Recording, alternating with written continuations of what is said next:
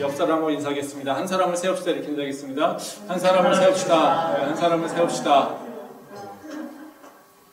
네, 오늘은 노아에게 찾아오신 하나님이라는 제목으로 말씀을 나누려고 합니다. 하나님께서 사람에게 찾아오셔서 말씀하시는 장면에 대해서 계속 생각해 보고 있는데요. 지난 3주 동안에는 가인에게 찾아오신 하나님에 대해 생각을 해봤습니다. 그러니까 가인과 아벨의 사건을 통해서 우리에게 주시는 교훈은 무엇인가, 이 부분에 대해 생각을 해봤습니다.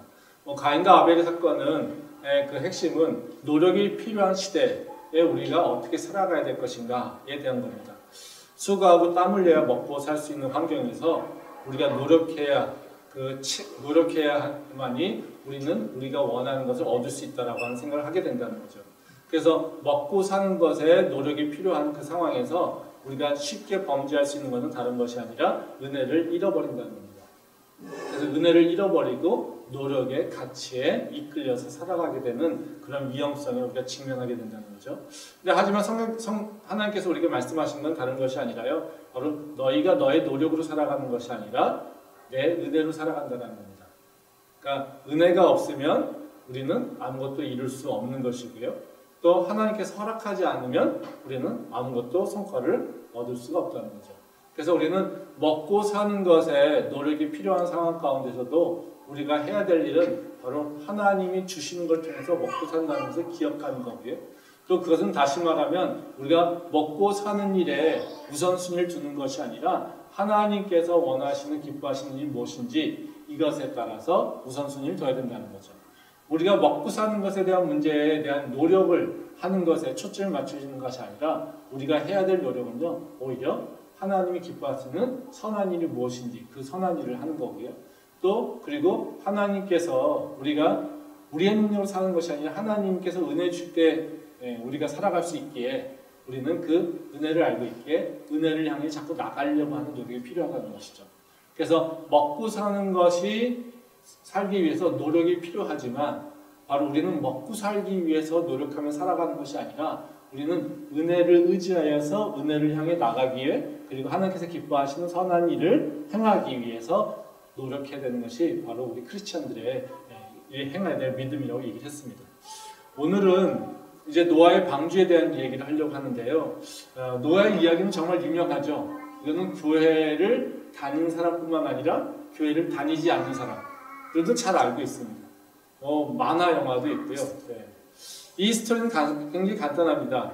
세상 사람들의 그 죄악으로 세상이 가득했죠. 그래서 하나님은 이것을 보고서 한탄하십니다. 그리고 근심하셔서 바로 심판하기도 하셨습니다.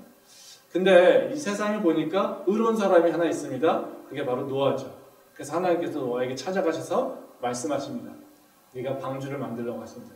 그리고 노아는 그 명령에 순종하여서 바로 비가 내리지 않는 그 상태, 홍수가 날 거라고 하는 그런 위험이 느껴지지 않는 상태에서 방주를 만들기 시작합니다.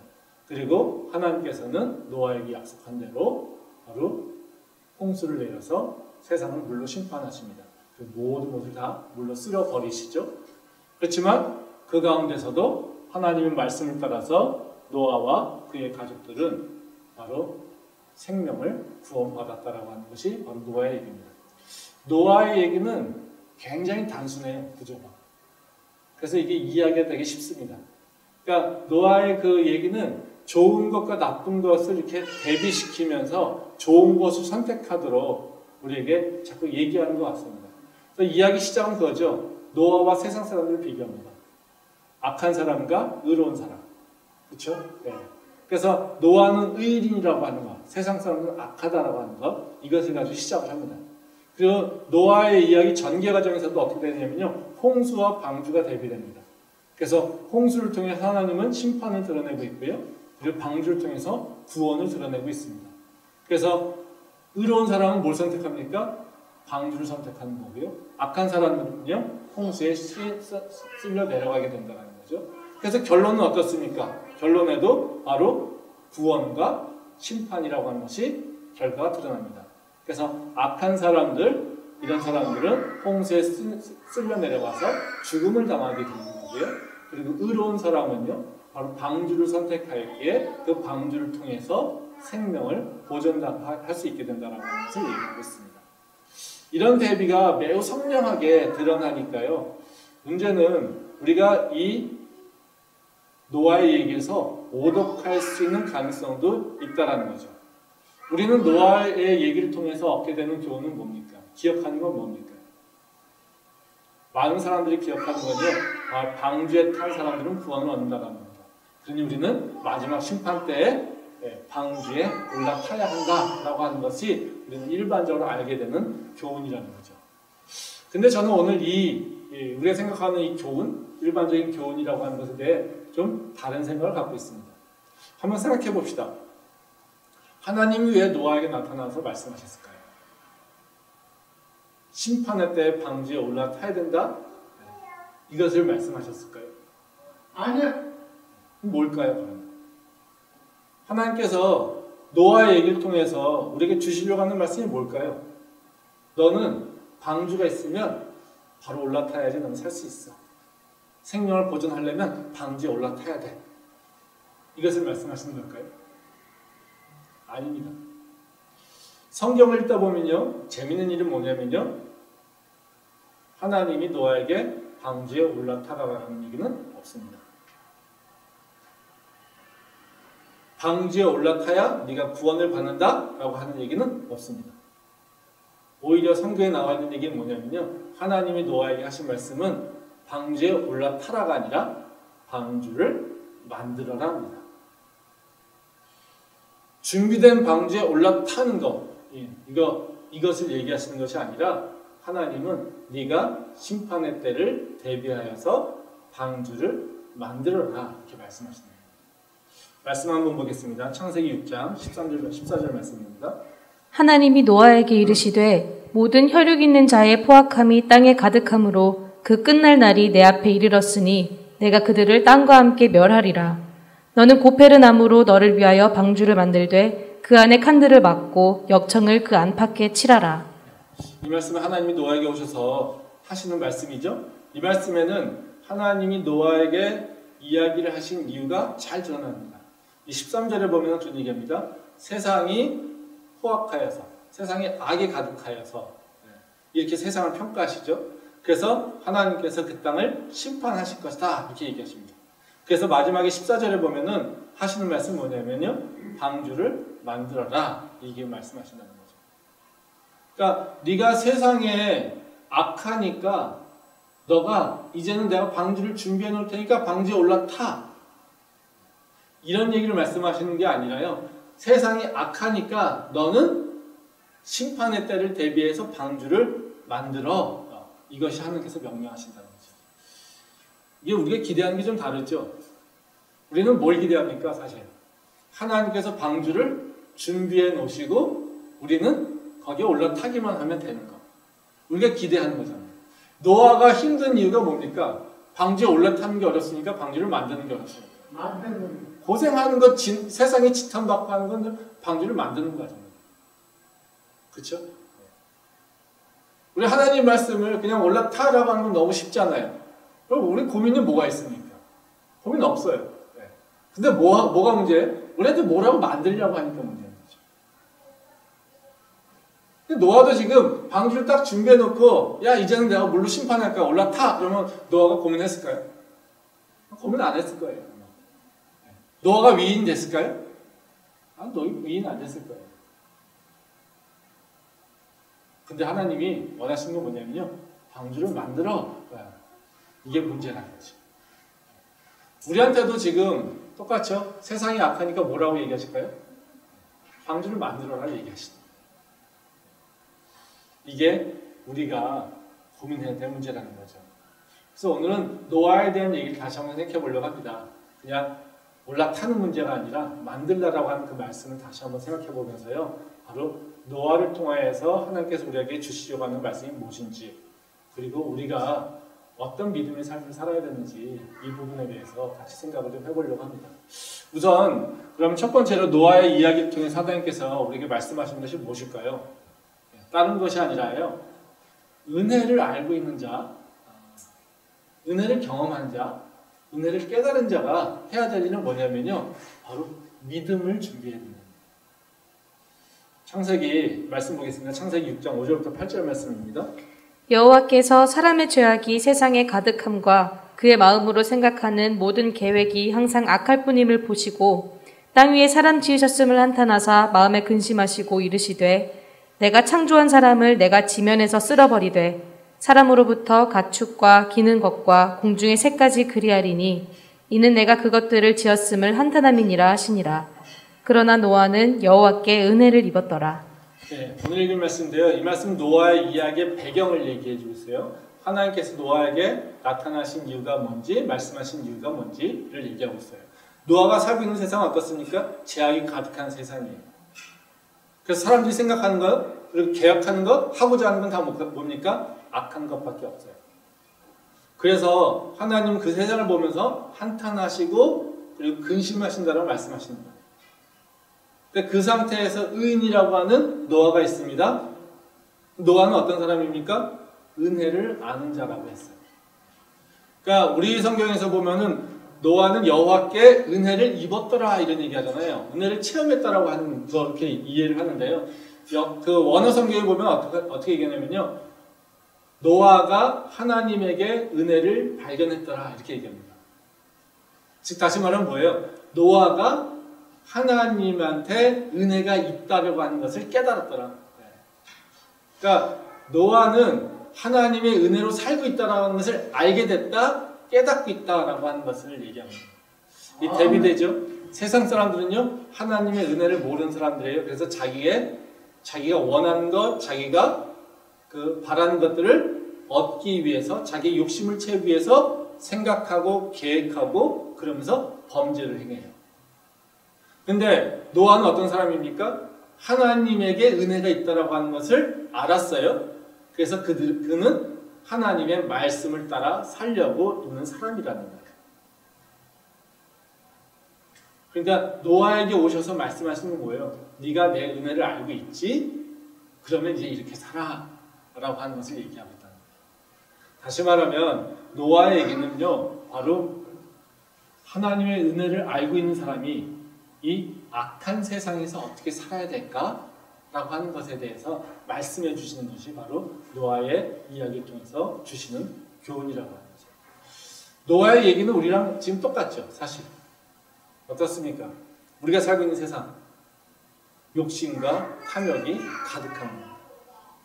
뉴스만 봐도 어때요? 네, 매일 끔찍한 이야기죠. 네. 옛날엔 그냥 사람을 죽였다라고 하는데 이제는 사람을 죽인 게 차원이 다릅니다. 또 죽인 사람도 예전에는요 다 모르는 사람, 악한 사람, 서로 이제 싸우는 사람. 지금은 어떤 사람이에요? 네. 자기의 부모 자식 다 죽여요. 뭐를 위해서요? 자기의 욕심을 채우기 위해서. 자기가 원하는 것을 얻기 위해서 그 상대방이 누군지에 대해서 신경 쓰지 않아요.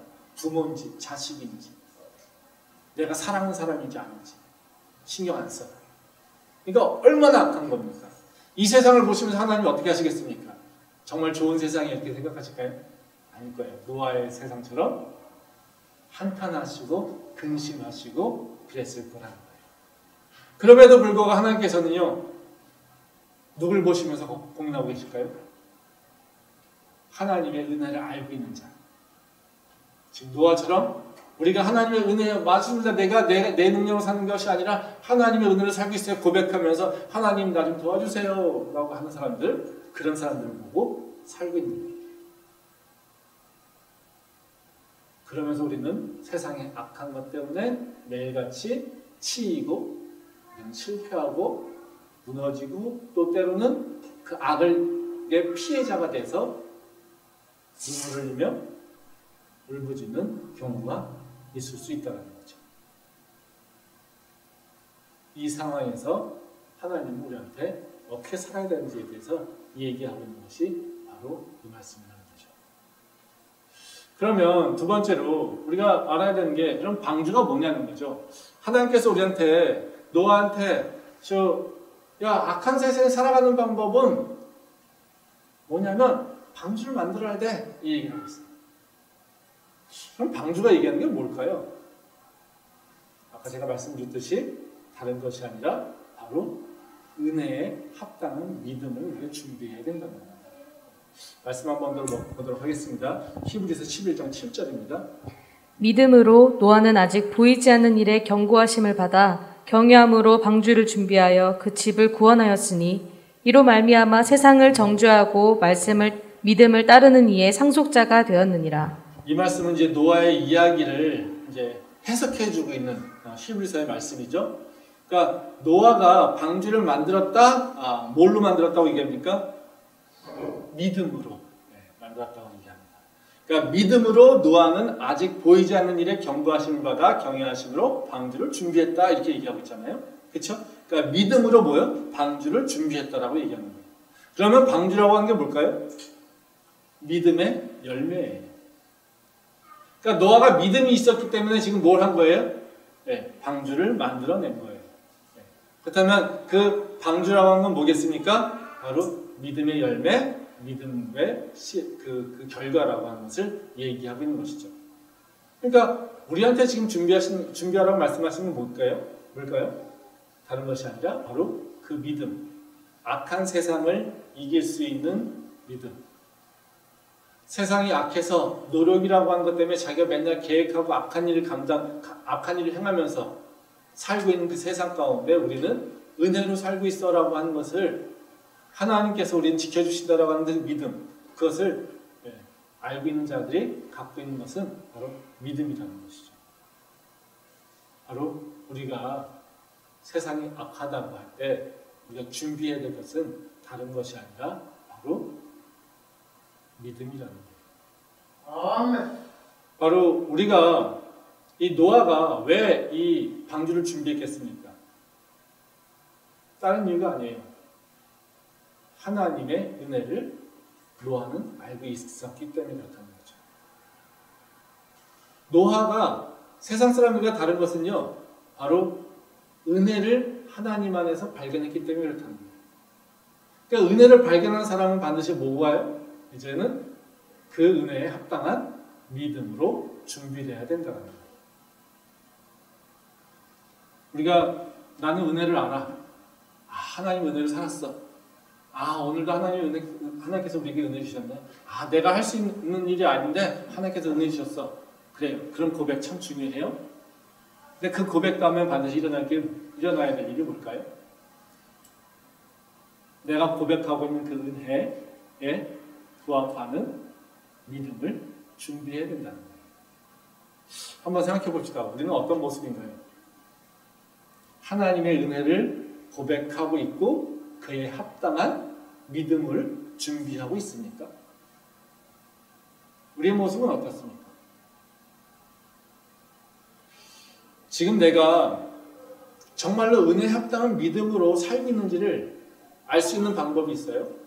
다른 것이 아니라 내가 지금 무엇을 따라 살고 있는지를 보면 돼요. 지금 히브리서 기자가 아까 얘기했던 건 뭐예요? 노아의 행동의 특징은 뭐라고 합니까? 아직 보이지 않는 일에, 그쵸? 보이지 않는 것, 그 말에 따라서 하나님 말씀을 실천했다고 했어요. 즉, 홍수가 날 거라고 사람들은 아무도 기대하지 않아요. 그쵸? 그 믿어질 수 없어요. 근데 그 보이지 않는 일에 대해서 하나님께서 말씀하셨는데 그 노아는 그 보이지 않는 그 말씀을 따라서 그 보이지 않는 일을 대비해서 지금 뭘 하고 있어요? 방주를 준비하고 있는 거예요. 우리는 두 가지 삶의 방식이 있어요. 하나는 보이는 것을 따라가는 사람이 있고요. 하나는 보이지 않는 것을 따라가는 사람이 있어요. 보이는 것을 따라가는 사람은 뭡니까? 내 육신에 느끼는 것, 내 육신에 직접적인 이익이 되는 것, 그리고 내 눈앞에 보이는 증거들을 따라서 사는 사람이 있어요.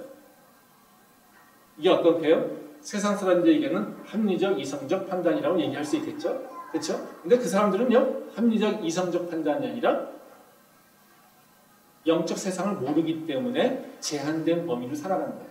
즉, 자신이 보이는 것에만 따라 사는 사람입니다. 근데요, 어떤 사람이요? 이 세상이 다가 아니라 하나님 나라가 있다라고 하는 거예요. 우리가 육에 의해서만 있는 것이 아니라 우리는 영적인 사람이라고 하는 것, 이 영의 세계를 알가 있다라고 하는 것을 믿고 있는 사람이 있어요. 그렇죠? 이건 뭐예요? 보이지 않는 것을 보고 있는 사람들이에요. 그게 은혜에 있는 사람들이죠. 우리가 하나님 보이지 않는데 은혜를 어떻게 알 수 있어요? 은혜를 어떻게 고백할 수 있어요? 보이지 않는 하나님을 우리가 알고 있기 때문에 우리는 은혜를 고백하고 있는 거예요. 아멘. 그래서 어떤 사람이요? 세상에서 보이는 것, 자기 육체만 느끼고 있는 것, 이것을 따라 사는 사람이 있어요. 그리고 어떤 사람은요, 보이지 않는 하나님을 따라 사는 사람이 있어요. 지금 노아는 어떤 사람입니까? 보이지 않는 것을 따라가는 사람이에요. 근데 세상 사람들은요, 눈에 보이는 것, 내가 느낄 수 있는 것만 보고 따라가는 사람이에요. 한번 우리는 어떤 모습입니까? 보이는 것만 따라서 사는 사람인가요? 아니면 보이지 않는 것을 깨달아 알고 그것을 따라가는 사람인가요? 내가 은혜에 합당한 믿음을 갖고 있다라고 한다면 세상 사람들이 보이는 것만 보고 판단할 때 우리는 보이지 않는 것을 보고 따라갈 수 있는 사람이 되어야 된다는 거예요. 아멘. 그래서 우리는 우리 스스로 다시 한번 살펴봐야 돼요. 나는 보이는 것만 따라가는 사람인가? 아니면 보이지 않는 하나님의 말씀을 지금 기억하며 따라가고 있는가? 나는 노아 같은 사람인가? 아니면 세상에 붙잡힌 사람인가? 그 답을 생각할 때 우리는 내가 어디에 속한 사람인지를 알 수 있다는 것이죠. 그래서 우리 모두가 믿음을 살고 있다면요, 이제 세상에 보이는 것, 내가 육체로 느끼는 것, 이것만 따라가는 자가 아니라요, 보이지 않는 하나님, 그 하나님의 역사하심을 믿고 그 은혜를 기대하며 살아가는 우리 모두 될 수 있기를 소망합니다. 네. 그러면 이제 세 번째로요. 그럼 우리가 가져야 될 믿음이 뭘까요? 우리 노아의 그 이야기에서는요, 바로 그냥 믿음을 가져라고 얘기하는 것만이 아니라요, 노아가 가져야 될, 준비해야 될 그 방주가 어떤 모습인지를 통해서 바로 우리가 가져야 될 믿음이 뭔지를 보여주고 있어요. 오늘 이제 두 가지 특징이 있는데, 여기서 두 가지 믿음의 특징을 한번 살펴보겠습니다. 첫 번째, 은혜를 아는 자가 가져야 될 그 믿음의 특징은 뭐냐면요, 그 믿음이 나 자신을 거룩하게 할 수 있는 믿음입니다. 말씀 보겠습니다. 창세기 6장 14절 말씀입니다. 너는 고페르나무로 너를 위하여 방주를 만들되 그 안에 칸들을 막고 역청을 그 안팎에 칠하라. 이 말씀은 방주를 어떻게 만들지에 대해서 설명하고 있는 말씀인데요. 여기서 우리가 주목해야 될 것이 이제 두 가지 상태예요. 하나는 뭐냐면요, 그 역청으로 그 안팎을 칠하라라고 하는 얘기가 있고요. 그리고 또 두 번째는 뭐냐면요, 그것을 너를 위하여 만들라, 이렇게 얘기를 하고 있어요. 그럼 다시 말하면 뭐예요? 그 방주는 어떤 거냐면 너를 위하여 그 벽면이 역청으로 안팎으로 채워져서 바로 세상에 물이 들어오지 못하는 방주가 되어야 된다, 이렇게 얘기를 하고 있다는 거예요. 이건 무슨 의미일까요? 믿음이라고 하는 것은 우리를 보호해주고 있는 거죠. 믿음으로 구원받잖아요. 그렇죠? 네. 우리가 믿음 안에 있을 때 우리는 구원받잖아요. 네. 우리가 믿음이라고 하는 것이 있어요. 근데 믿음이라고 하는 건 그냥 예수님 믿습니다. 예수님께서 나를 사랑하시고 나를 구원하셨습니다. 그러게 난 예수님 믿어요. 라고 하는 차원만 있으면 안 된다라는 거예요. 그것은 가장 기본적인 거예요. 예수님을 믿는 건 기본적인 거예요. 근데 믿음이라고 하는 건 어떤 의미가 있냐면요, 세상으로부터 나를 구별되게 합니다. 즉 역청으로 뭘 합니까? 세상의 물이 배 안으로 들어오지 못하게 했다는 거예요.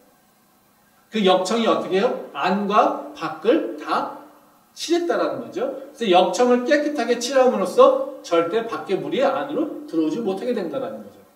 믿음이라고 하는 것은 어떤 거냐면요, 바로 우리가 세상에 살아갈 때 세상의 풍조들이 우리를 자꾸 들어오게 합니다. 우리를 자꾸 공격합니다. 그래서 우리는 어떻게 해요? 그 세상의 풍조를 자꾸 듣고 볼 때마다 우리는요, 흔들려요. 그렇죠? 근데 그 흔들린 상황 가운데서 우리를 붙잡고 하나님 앞으로 끌고 나갈 수 있는 게 뭐겠습니까? 그게 바로 믿음이에요. 그러니까 단순하게 나 예수님 믿어요, 나 하나님 믿어요, 이 차원의 믿음이 완전한 믿음이 아니라는 거예요. 그러니까 믿으면 뭐가 일어나야 돼요? 믿음의 열매와 믿음에 합당한 행동들이 일어나야 된다는 거죠. 그러면 그 믿음의 합당한 행동은 뭐냐면요. 내가 하나님을 믿으면요. 세상의 풍조를 잘라낼 수 있어야 돼요. 내가 예수 그리스도를 믿으면요. 그 십자가의 능력으로 세상의 악한 것을 이겨낼 수 있어야 돼요. 아멘. 이게 우리가 가져야 될 믿음이에요. 말씀 한번 더 보겠는데요. 마태복음 14장 28절부터 31절 말씀입니다. 베드로가 대답하여 이르되 주여 만일 주님이시여든 나를 명하사 물 위로 오라 하소서 하니 오라 하시니 베드로가 배에서 내려 물 위로 걸어서 예수께로 가되 바람을 보고 무서워 빠져가는지라 소리질러 이르되 주여 나를 구원하소서 하니 예수께서 즉시 손을 내밀어 그를 붙잡으시며 이르시되 믿음이 작은 자여 왜 의심하였느냐 하시고. 이 말씀은 지금 말씀드린 대로 믿음이 무너지는 순간 믿음이 어떻게 무너지는지를 잘 보여주고 있는 말씀이에요. 그러니까 베드로가 예수님을 따라서 모래를 걷지 않습니까?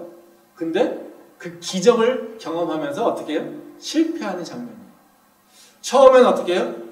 예수님 무리를 걸어온 것을 보고 베드로가 놀랐어요. 와, 우리 선생님이 저렇게 진짜 우리 선생님 맞을까? 그러면 나도 걸으면 내가 예수님 믿을게. 뭐 이런 거죠. 네. 그래서 선생님이 맞더라면 나도 무리에 걷게 해주세요. 이러고 베드로가 담대하게 요청을 해요. 예수님이 날 따라와. 무리를 걸어. 이렇게 했어요. 그랬더니 어떻게 해요? 무리를 걸었어요. 근데 바로 베드로가 어떻게 해요? 물에 빠져버렸어요. 근데 왜 빠졌어요? 거기 보면 나오잖아요. 그렇죠? 네. 그 30절 말씀에 보면 그러니 바람을 보고 무서워하여 빠진다. 네. 지금 베드로에게 뭐가 들어온 거예요? 세상이 들어온 거예요. 바람이 내가 물 위에 있다는 사실이 들어온 거예요. 바람이 드니까 내가 이 물 위에서 흔들리면 어떡하지? 그냥 그 생각에 이 표면 장력을 내가 지금 이용하고 있는데 바람이 흔들려서 그 표면 장력이 깨져버리면 어떡하지? 뭐 이런 생각을 했을 수 있겠죠. 순간 세상이 자기 눈에 들어오고 세상을 느끼기 시작하면서 어떻게 해요? 베드로는 빠져버렸다는 거죠. 세상의 풍조가 바로 이런 겁니다. 우리가 믿음으로 살겠다고 얘기를 해요. 네, 그렇지만 세상은 자꾸 우리에게 들어와요. 뭘로 들어옵니까? 두려움으로 들어와요. 그렇죠? 네. 야, 너 그렇게 살면 어떡해? 야, 예배? 너 공부해야 되는데 무슨 예배야 지금? 야, 너 세상에서 지금 할 일도 제대로 못했는데 무슨 예배? 야, 네 착한 일도 안 하면서 네가 무슨 의로운 자라고 예배 드리고 있어. 야, 네가 지금 거기서 예배 드리고 있는 것처럼 그렇게 한가롭게 예배 드릴 수 있어? 네가 할 일이 얼마나 많은데. 그쵸? 나 바빠 죽겠는데 무슨 예배. 바빠 죽겠는데 무슨 기도. 그렇지 않습니까? 야, 내 친구는 공부하고 있어. 야, 내 동료는 지금 회사 끝나고 영화관 다니면서 자기 개발하고 있어. 야, 나는 지금 교회 다닌다고 술 안 먹고 있는데 내 동료들은 다 술 먹으면서 내 상관들하고 계속 친밀한 관계를 맺고 있어. 그러면서 우리는 어떻게 해요? 불안하죠. 두렵죠. 야, 내 인생은 어떻게 되려나? 저놈들은 저렇게 열심히 살고 있는데 나는 지금 한가로이 이러고 와서 기도나 하고 있으면 될까? 이런 생각이 듭니까? 안 듭니까? 안 들었다라고 하면 제가 문제 있는 분들입니다. 고민 안 하고 살고 있는 거죠. 이런 고민을 하고 있는 게 당연한 거예요. 이런 고민을 안 했다라면 내가 진짜로 믿음으로 살고 있는지 정말 세상에서 열심히 살고 있는지 의심해 봐야 돼요. 저는 그렇게 생각합니다. 세상의 풍조가 들어오는 것, 이거로부터 그 두려움으로부터 우리 어떻게 해요? 막아내야 된다. 그 두려움이 왜 생깁니까? 죄악 때문에 생긴 거예요. 죄가 들어오면서 우리가 어떻게 해요? 먹고 사는 문제를 내가 고민해야 돼요. 걱정해야 돼요. 그렇죠? 아담과 하와가 얻게 된 게 뭐예요? 가시덤불과 우렁키예요.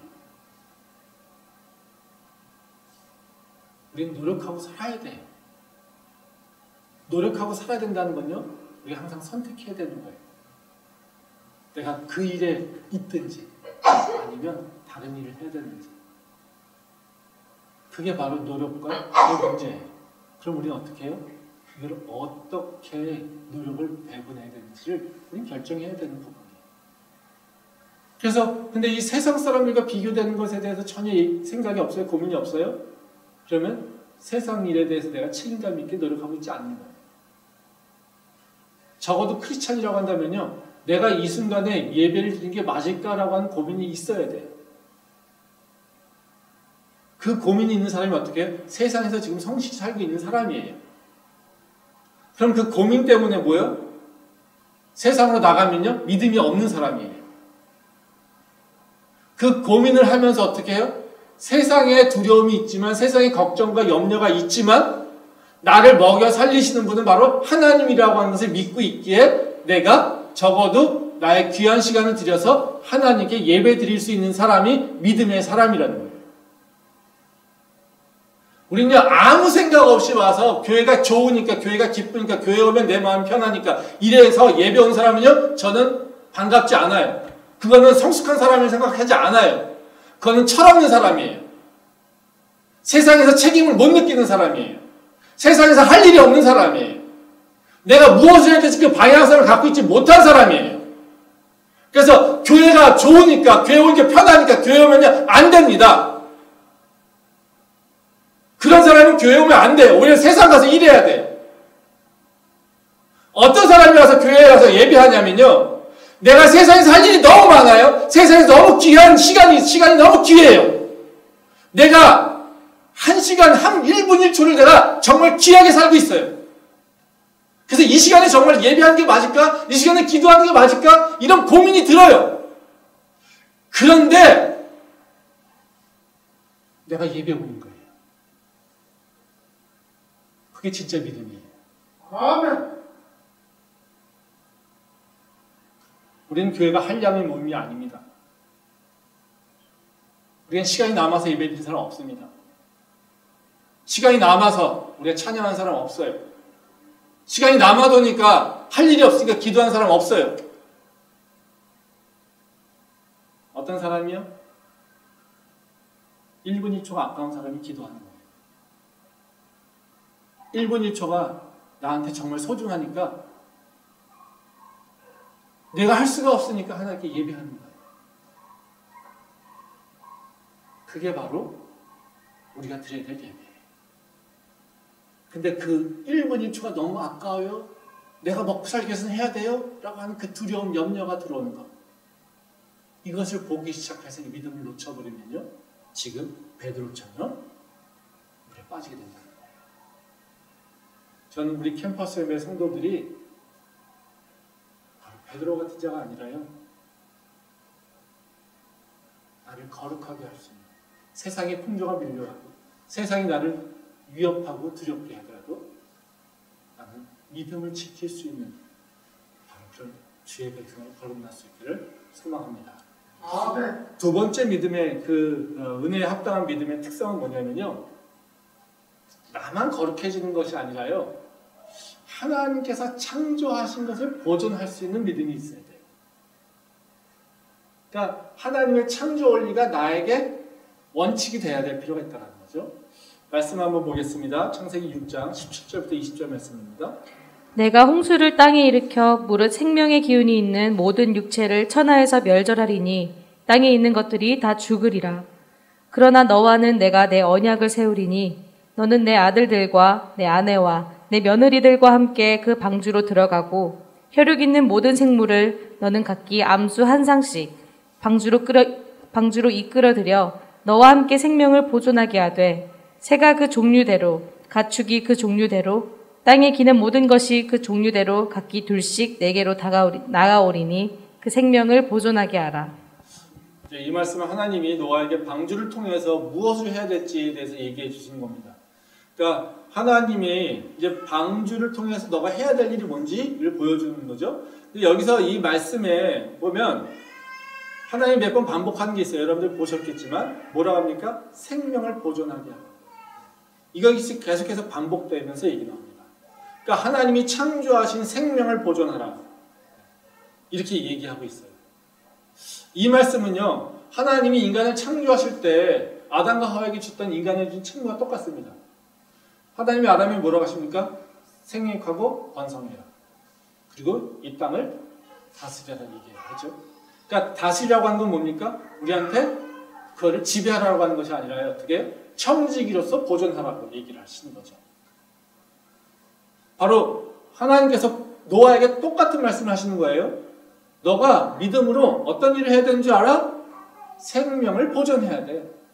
내가 하늘에 있는 새들, 땅에 있는 기어다니는 모든 생물, 물에 있는 물고기들, 이걸 다 너한테 맡겼어. 너가 이 생명들을 보존해야 돼. 이거는 아브라함의 말씀과 똑같습니다. 너가 복이 되고 너는 복의 통로가 될 거다. 이렇게 얘기하잖아요. 그러니까 우리의 믿음은 어떻게 돼야 되냐면요. 항상 내가 복을 받는 건 당연한 거예요. 내가 하나님 앞에 은혜를 받기에 부족함이 없도록 나를 거룩하게 하는 건 당연한 거예요. 그렇다고 그러면 셀피시하게 내 것만, 나의 믿음만, 나의 모습만, 나의 구원만 생각합니까? 그건 하나님께서 기뻐하시는 믿음이 아니에요. 여기서도 뭐라고 합니까? 네가 믿었잖아. 네가 생명이 있잖아. 그러니까 너와 똑같이 내 주변에 있는 생명을 보존해야 돼. 그래서 하나님께서 방주를 해놓고 너와 너 가족들만 타라 이 얘기가 아니라 어떻게 세상에 있는 모든 생물들, 하늘에 있는 것, 땅에 기는 것, 물에 있는 것, 이것들을 너가 암수 한 쌍을 데려다가 키워라. 그리고 그걸 보존해라. 이렇게 얘기하고 있다는 거예요. 이 말씀은 좀 더 이렇게 넓게 생각하면요, 봅니다. 하나님께서 창조하신 것을 인정하고 그 창조의 원리를 보존케 해라. 이런 얘기입니다. 우리가 이제 하나님 말씀에 따라 산다라고 하면 뭘 생각을 많이 하냐면요, 율법을 생각해요. 그렇죠? 율법을 지키며 살아야 돼. 정직하게 살아야 돼. 선하게 살아야 돼. 그렇죠? 악한 일 하지 말아야 돼. 남한테 손에 끼는 일 하지 말아야 돼. 그렇죠? 네, 이런 거를 생각해야 돼. 맞아요. 그건 당연한 겁니다. 네. 선하게 살아야 돼요. 네. 그리고 의롭게 살아야 돼요. 네. 근데요, 우리가 하나님의 말씀이 합당한 것을 생각할 때 중요한 기준이 하나가 뭐냐면요, 하나님의 창조 원리가 보존돼야 됩니다. 이게 우리가 해야 될 일이에요. 왜냐하면요, 악한 것들이 깨고 들어오는 것, 이것은 뭐냐면요, 하나님 창조 원리예요. 왜냐하면 자신의 탐욕과 욕심을 채우기 위해서는요, 하나님의 창조 원리를 깨야 되는 일이 있었어요. 하나님의 창조 원리는 어떤 거냐면요, 그 자리에 질서를 만들어 놓은 거예요. 그것이 그 모습으로 있어야 된다는 거예요. 물고기가 어디 있어야 됩니까? 물에 있어야 돼요. 근데 또 땅에 드는 짐승들, 포유류는 어디 있어야 됩니까? 땅에 있어야 돼요. 근데요, 이 포유류들이 물을 많이 먹으면 어떻게 됩니까? 내 배를 채우겠다고 하면 어떻게 됩니까? 땅에 있는 것들이 물을 많이 써요. 그럼 어떻게 될까요? 나만 생각하면요, 물이 메말라요. 그래서 물고기들이 죽지요. 그쵸? 뭐가 깨지는 겁니까? 물이 있어야 될 곳에 물이 없어요. 그래서 물 속에 살아야 될 생물들이 살지 못해요. 근데도 해요. 왜요? 자기의 욕심을 세우기 위해서 땅에 있는 것들이 그런 짓을 하죠. 뭐 때문에 합니까? 자기 욕심을 채우기 위해서. 창조 원리라고 하는 건 어떤 거냐면요, 바로 질서가 세워지는 건데요, 그 땅의 그 자리 또는 그 자리에 그 일들이 일어날 것들이 있는 것이 창조 원리예요. 근데 이것을 하기에는 인간의 욕심이 너무 크지요. 그래서 인간은요, 그 욕심을 자꾸 깨기로 원해요. 요새 얘기하는 뭐 지속가능 발전 이런 얘기 하잖아요. 기후변화, 그쵸? 요새 여러분들 맨날 얘기하면 그 TV 보면요, 탄소 나오고 북극급 나오고요, 그쵸? 네? 무슨 다큐멘터리 보면요, 무슨 저기 뭐야 그 툰드라 사막 그 지형이 없어지는 것들 이런 얘기 나와요. 그래서 우리는 어떻게 해요? 계속 플라스틱을 그 사용을 줄여야 되고, 뭐 카페에서도 일회용 컵을 줄여야 되고, 또 어떻게 해요? 뭐 재활용을 많이 해야지 되고, 그렇죠? 그런 얘기 하고 있지 않습니까? 그런 거 왜 그런 일이 일어날까요? 인간이 이미 기후변화를 야기할 수 있도록 기후를 다 파괴했기 때문에 그래요. 왜요? 하나님의 창조 원리를 깨버렸어요. 뭐 하기 위해서? 우리의 욕심을 채우기 위해서. 인간의 욕심을 채우기 위해서. 더 많은 땅을 갖기 위해서요. 숲을 다 없앴어요. 더 많이 생산하기 위해서요. 화석연료를 다 태워버렸어요. 더 많은 것을 만들기 위해서요. 물을 포괄시켜버렸어요. 뭐 때문에요? 인간이 탐욕을 채우기 위해서 창조 원리가 깨지는 거예요. 근데 그 창조 원리라고 하면 뭐겠습니까? 그 인간의 탐욕들을 제한하는 거예요. 요새 우리가 얘기하고 있는 동성애. 그렇죠? 창조 원리는 뭡니까? 하나님이 남자와 여자를 만드셨고 남자와 여자가 하나가 되는 것이 유일한 길이에요. 근데 뭐가요? 네, 성이 하나가 아니, 둘이 아니랍니다. 왜 이런 일이 일어날까요? 난 남자인데 여자를 만족하지 못해. 난 여자인데 남자를 만족하지 못해. 난 남자인데 남자와 연합하기로 원해. 왜요? 난 그걸 만족 못하거든. 난 그걸로 내가 원하는 기쁨을 얻지 못하는 거거든. 그쵸? 난 태어날 때부터 그렇대요. 난 그래서 소수자래요. 난 연약하대요. 그게 세상의 논리죠. 근데 결국은 뭡니까? 내 욕구가 채워지지 않아. 세상에서 얘기하고는 남자, 여자 이 두 개를 구분하는 것이 내 욕구를 만족시킬 수가 없어. 근데 왜 두 개 해야 되지? 이겁니다. 그게 하나님의 창조 원리를 깨버리는 거예요. 동성애에 대한 얘기를 할 때마다 이게 자꾸 소수자 얘기를 많이 하는데요. 우리는 분명합니다. 성경에서 무슨 말이 써있냐 안 써있냐 이걸 자꾸 따지는데요. 분명해요. 우리가 해야 될 건. 하나님께서는요. 세상을 질서 있게 창조하셨어요. 인간은 그 피조물이에요. 그 피조물은요. 그 질서를 지켜야 돼요. 그게 피조물이에요. 안 그러면요. 창조주가 되려고 하는 것이죠. 그것을 속이기 위해서 끊임없이 뭐 합니까? 유혹하고 들어와요. 속이고 들어와요. 그것이 사단이 하고 있는 일들이죠. 우리가 믿음을 갖고 있다고 하는 것은요. 내가 복받기 위해서 신명기의 말씀처럼 선한 일을 해서 내가 말씀을 잘 지켜서 하나님의 그 복을 많이 누릴 거야.